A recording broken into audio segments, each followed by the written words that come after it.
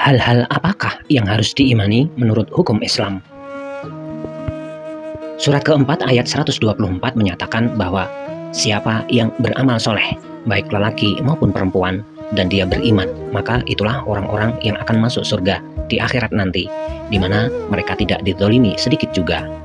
Jadi, yang menjadi syarat untuk masuk surga menurut hukum tersebut ialah iman dan amal soleh.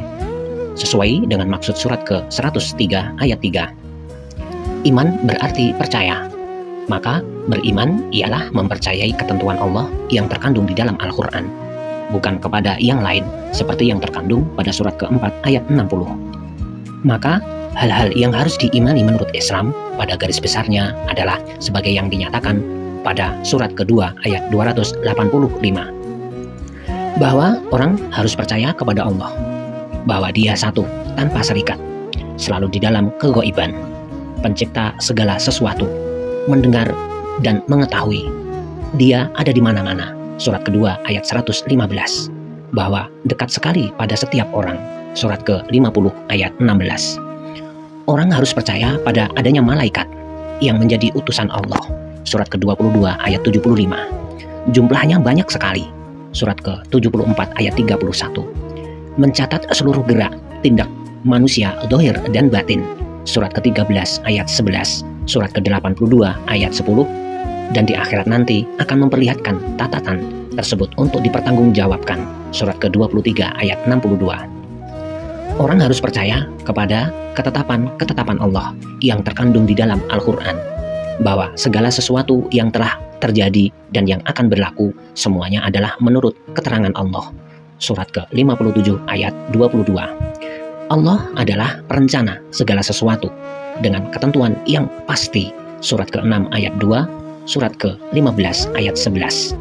Tiada yang sanggup membantah ataupun merubah ketetapan Allah tersebut pada surat ke-6 ayat 115. Dan semua perkataan Allah logis dan benar. Surat ke-4 ayat 122.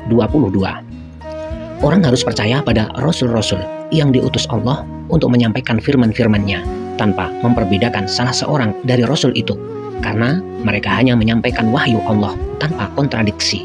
Surat keempat ayat 82. Tugas Rasul-Rasul itu hanyalah menyampaikan.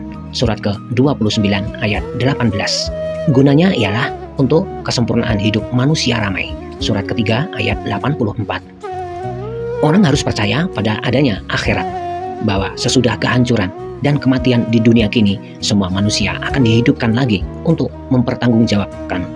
Sebagian mereka ditempatkan dalam neraka dan sebagian lainnya dalam surga. Surat ke-9 ayat 44 dan surat ke-42 ayat 7.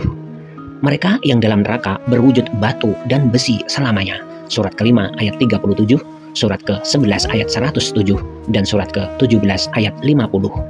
Sementara yang di dalam surga mengalami hidup sempurna dengan kebahagiaan permanen tanpa ujung.